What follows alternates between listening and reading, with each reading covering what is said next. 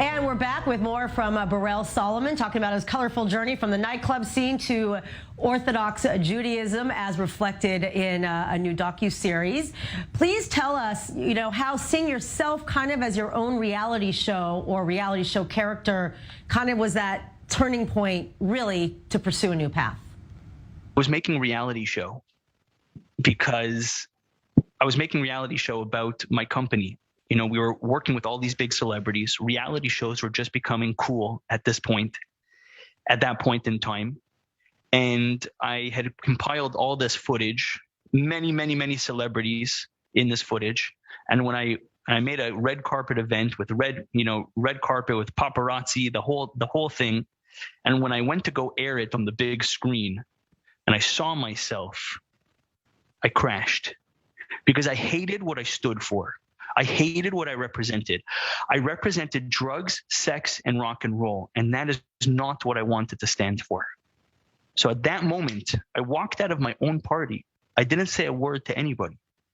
I got into a taxi and I took it home, and I wanted to bury myself because I was so ashamed at who I had become. Wow, I no question you've done and through quite a journey in the process. But talk about all of the chaos and friction in the world and the fact that rabbis and mystics and scholars say this is kind of the time of ushering in the time of Mashiach. What is your take on the negative representation, however, of ultra-Orthodox communities on Netflix and other forms of mass media? I believe that the world is freaking out right now because they know that we're very close to the times of Mashiach. We're times to the close of the Messiah. And that's why the whole world is freaking out. And the people like Netflix and other outlets like Netflix, you have to understand Judaism, Jewish people present a major problem to the world. Because if our Torah, if our Bible is true, that means that their Bible or their Quran or their whatever book is not. And they cannot live, they cannot coexist with Jewish people at the same time because they look at us as a contradiction to who they are. Little do they know that God is so big and he has room for everybody. And he has room for Christianity, and he has room for Islam, and he has room for all of these religions. But that's why there's a war right now against, it's not only Jewish people, by the way, there's a war against God. That's a whole other story. But since it's I-24 and it's specific towards Israel and a Jewish following, I'm going to specifically talk towards the Jewish people. But there's a war on God in general. And specifically within the war on God, there's a war on the Jewish people. Mm. And we're seeing, so much around the news unfolding on the news, of course. But one last question is, do you think it's possible to actually enjoy both worlds, modern culture, secular Jewish life, as well as Jewish Orthodox life? I have a girl who has messaged me quite often on Instagram, and she's going through a struggle right now. She loves nightclub, but she loves the nightclubs, but she was born in an Orthodox family. And she says to me, I have a big problem. And when I spoke to her, she told me it's just so much fun. I will never lie to you and tell you the nightclubs are not fun. I will never tell you that the world is not thrilling. You will never find the type of thrill when you walk into a nightclub. You will never find that within Judaism. It doesn't exist.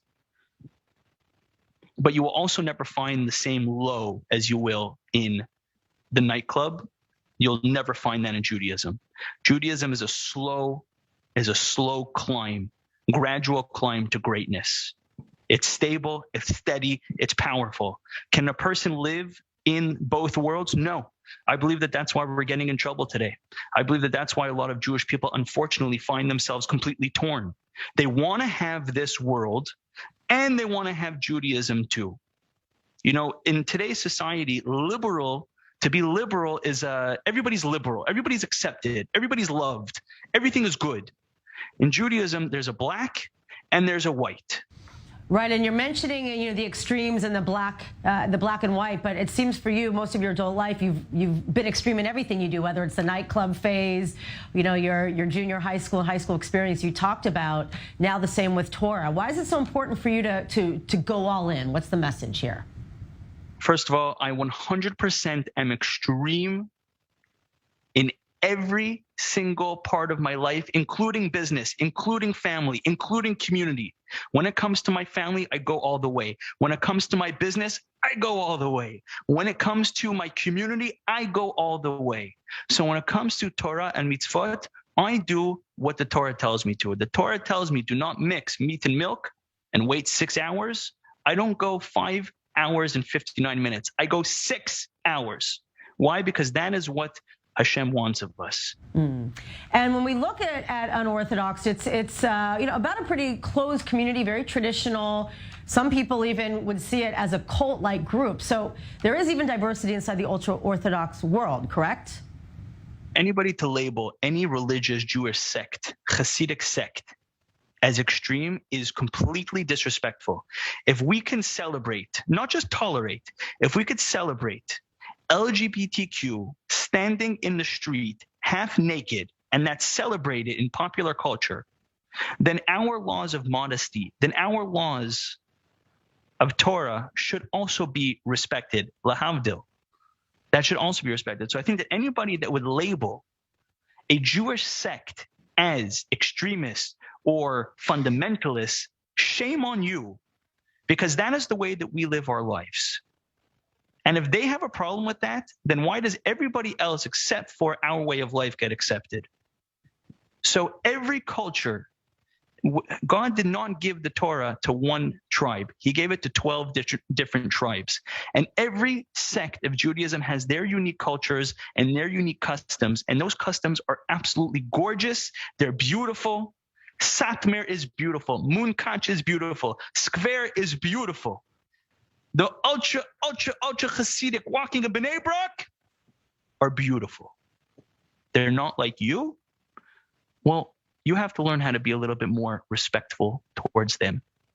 What is your overall message to all of the people supporting BDS and all this anti-Israel, anti-Jewish, anti-Zionist fervor, sweeping the world, social media, news, platforms, and whatnot? Here's my message to the world, to the BDS movement, to Ben and Jerry's, to all of the people that follow in their footsteps. A war on the Jewish people is a war on God himself. He'll fight it. We don't have to. It says that whoever blesses the Jewish people will be blessed, and whoever curses the Jewish people will be cursed. We've withstood the test of time. We've watched the rise and fall of every great empire, from the Roman Empire to the European Empire, and every single one in between, before and after. And yet the Jew is still around, and the Jewish people still survive. We want friends. We're friendly people at the end of the day. But you have to be a mensch.